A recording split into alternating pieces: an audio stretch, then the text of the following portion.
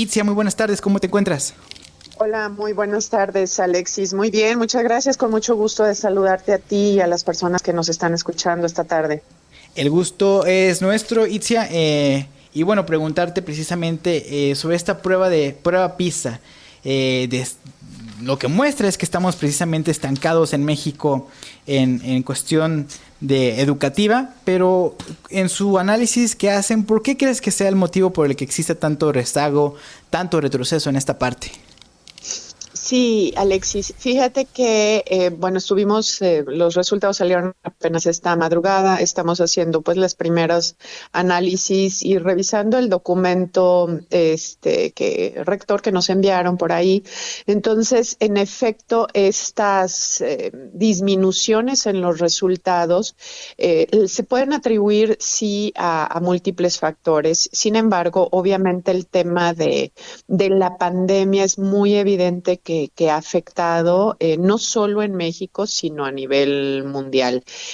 También me parece que sí es importante destacar que la tendencia de los resultados en general de la OSD, de las que se denominan como las medias, es decir, de los 81 países que actualmente participaron en esta evaluación, pues el promedio de los países, de lo que resultó de cada país en matemáticas, lectura y ciencias, en los tres casos se nota una tendencia hacia la baja, ¿no? Y pues a través del tiempo también es muy claro. PISA se implementó por primera vez en el año 2000, o sea, más de 20 años implementando, y la tendencia sí es hacia una disminución. En el caso de México, esta disminución pues es un poco más destacada en el caso de matemáticas, en donde obtuvimos 395 puntos que nos coloca 77 puntos por debajo de esta media de la OSD. Y bueno, ¿eso qué significa? Pues significa que 2 de cada 3 estudiantes que en 2022 tenían 15 años no lograron realizar operaciones matemáticas simples, en el caso de matemáticas, y 1 de cada 2 no comprendió una lectura. Es decir, los resultados de PISA nos muestran cómo se encuentran nuestros estudiantes cuando terminan en el nivel de secundaria, porque este examen se levanta en estudiantes de alrededor de los 15 años.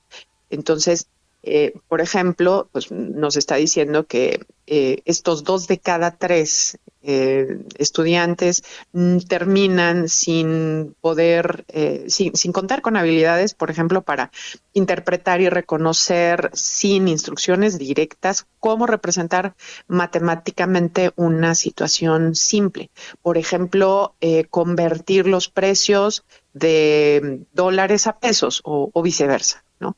Esto es lo que nos tiene que alertar, sobre todo porque hoy en día el entorno ya nos enfrenta a situaciones cada vez más complejas, y me refiero, sí, por una parte a una incertidumbre generalizada en muchos ámbitos de la vida, pero pues también a estas tendencias tecnológicas, por ejemplo, la inteligencia artificial, que requieren de un pensamiento crítico, de un saber usar la información, de un poder tomar decisiones.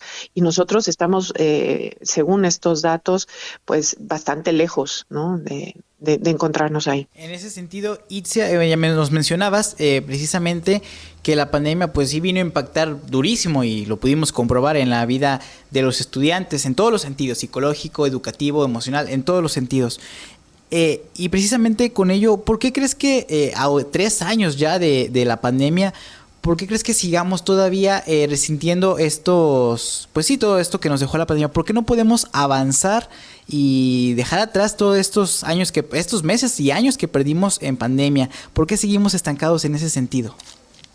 Mira, Alexis, haces muy, muy buena pregunta. Lamentablemente no tiene una respuesta sencilla, porque la educación es resultado de muchos factores. Por supuesto, de un sistema educativo que en el caso nuestro, pues pareciera que cada sexenio cambia de prioridades, de miradas, etcétera. Entonces, nos ha faltado un proyecto de educación de largo aliento.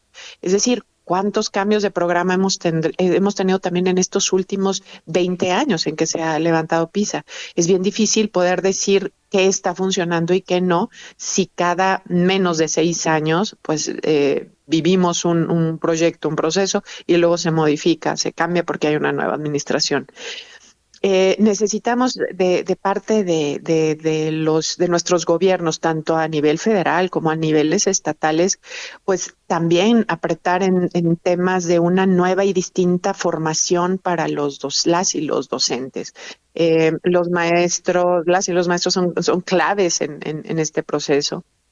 También es muy importante que se sigan realizando evaluaciones que, como este tipo de evaluaciones, por ejemplo, nos sirven para tener una visión a nivel macro, para saber qué decisiones tomar en temas de política pública. Pero también se requieren evaluaciones en el aula, obviamente. Esas son las que sí van a modificar lo que sucede en las escuelas. Necesitamos que lo que suceda en las aulas sea estratégico para esta recuperación de aprendizajes. Pero también se necesita un presupuesto que sea justo, que sea equitativo, pero también eficaz y transparente. Es decir, que se asigne adecuadamente el recurso y que de manera transparente podamos como ciudadanos darnos cuenta de si está funcionando en la lógica de las acciones que se proponen desde el gobierno, o si hay cosas que impulsar o cosas que dejar de hacer. Por otra parte, pues está el papel de las familias, Alexis. También aquí habría que preguntarnos porque han venido disminuyendo estos resultados y qué papel juegan las familias en este sentido. Porque sin duda, si bien en la escuela está la parte de la formación académica en general, pues la parte de la disciplina, de los hábitos de estudio, incluso en muy buena medida, pues se adquieren en la casa, en las familias. Entonces, son diferentes estos ámbitos, como te decía, por un lado las políticas públicas, por otro lado el rol de las familias, y también me parece que es muy importante, Alexis, el rol de la sociedad, incluyendo el de los medios de comunicación, por supuesto. Cómo la educación pareciera ir perdiendo valor, lo tendría que decir así, y eso nos preocupa, ¿no? Sabemos que hay temas muy urgentes en la agenda pública, por ejemplo, el tema de seguridad. Sin embargo, resultados como estos nos dicen, o sea, nos gritan casi, la educación debe ser un tema prioritario en la agenda pública. Justo eso debe ser prioritario y debemos de poner mucho énfasis en ese sentido. Itzia, también mencionabas esa parte del cambio recurrente en los planes educativos. Justamente este año lo que causó mucha polémica fue el uso de los nuevos libros de texto gratuitos, en los que se decía, y bueno, se ha demostrado que tiene un menor número de contenido de matemáticas. Y justamente lo que dice la prueba PISA es que salimos muy mal en matemáticas.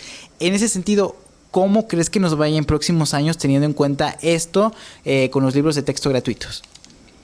Totalmente, Alexis, va a ser una pregunta que tendremos que responder en la medida en la que se va implementando este nuevo enfoque.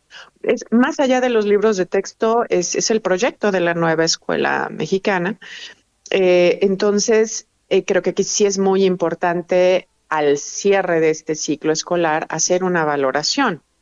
¿Qué tal nos fue? Sin embargo, va a ser pues muy precario, apenas un año de implementación del proyecto. Por lo tanto, pues sí tendremos que ver en medida de esos resultados, pues qué se puede proponer con relación al futuro inmediato. Y si los resultados nos reiteran que este tema de las matemáticas sigue hacia la baja, pues obviamente tendríamos que tomar otras medidas, como desde el sistema educativo, pues tendría que revisarse y proponer otras políticas o estrategias que refuercen ¿no? Las acciones para esta recuperación de aprendizajes como ciudadanos. Nos toca ser muy observadores y muy críticos, Alexis, si me permites. Críticos en el sentido de informarnos bien y antes de bueno, tomar alguna postura, pues contar con la evidencia, ¿no? Y me refiero justamente a que para poder decir en qué medida esto va a funcionar o no, tendremos que llegar al cierre del ciclo escolar, hacer evaluaciones, investigar y preguntarle sobre todo a las y los docentes cómo les fue, qué piensan, qué ven y ver en los resultados de aprendizaje de las niñas y niños, pero también ver qué tal estamos en los temas de la salud socioemocional, por ejemplo, del fortalecimiento del vínculo con la comunidad, que son temas que están colocando desde este enfoque de proyectos integradores y demás en este nuevo modelo. Es correcto, Itzia, todo eso es lo que tenemos que realizar y también, bueno, uno como medio de comunicación también debemos ser pues conscientes de lo que emitimos también en este sentido para no desinformar en ese aspecto. Itzia, preguntarte, en el caso de Jalisco, ¿cómo es el rezago educativo en la entidad? Si bien a nivel nacional, pues ya vimos que no andamos tan bien, en la entidad, ¿cómo nos encontramos? Claro, Alexis. Fíjate que los resultados de PISA se generan a nivel nacional porque se hace una muestra representativa de 280 escuelas de todo México. Pero pues este es un número pues tal cual, pequeño y es muestral. Sin embargo, algo que a nosotros nos da mucha esperanza es que en Jalisco sí se ha optado por hacer evaluación de tipo estandarizada y censal, que como te decía es una evaluación que sirve para, sobre todo, la toma de decisiones en las políticas públicas. Y, por ejemplo, lo que te puedo decir es que recientemente se publicaron los datos, los resultados de una evaluación que se llama Recrea Avanza.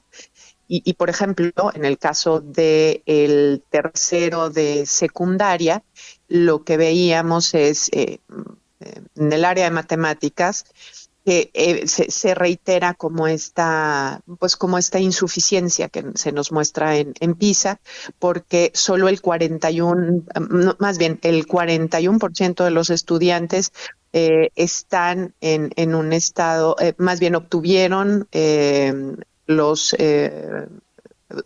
perdón, el 41% de los estudiantes respondieron acertadamente en matemáticas, mientras, o sea, ni la mitad de los estudiantes, mientras que en español es poco más de la mitad.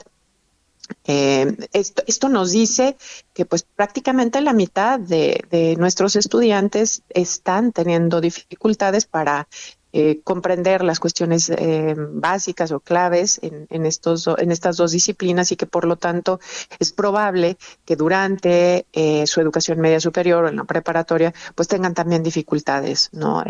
Porque no cuentan con algunos conocimientos que les serán indispensables para aprender otras cosas en el siguiente nivel.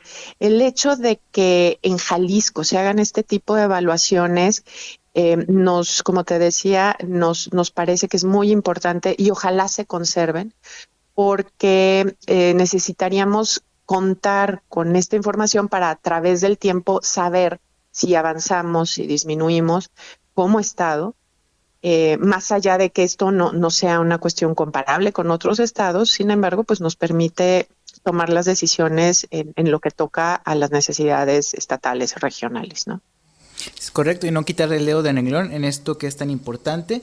Y como ya hemos mencionado a lo largo de esta charla, es algo fundamental para, no nada más para los estudiantes, sino para que en un futuro ellos que salgan y terminen sus estudios, pues puedan desempeñarse en el ámbito laboral de la mejor manera y más con las tecnologías que vamos a tener al alcance de nuestras manos y que van a ser de mucha utilidad. Itzia Goyes, directora de Mexicanos Primero Jalisco, te agradecemos mucho que nos hayas tomado la llamada. Muchas gracias a ti, Alexis. Muchas gracias por colocar a la educación en la agenda. Entonces, pues estamos por aquí a la orden. Igualmente estamos aquí a la orden para cuando, pues sí, cuando se necesite y estaremos muy pendientes de ese tema. Muchas gracias. Gracias a ti. Saludos para ustedes y para todo el auditorio.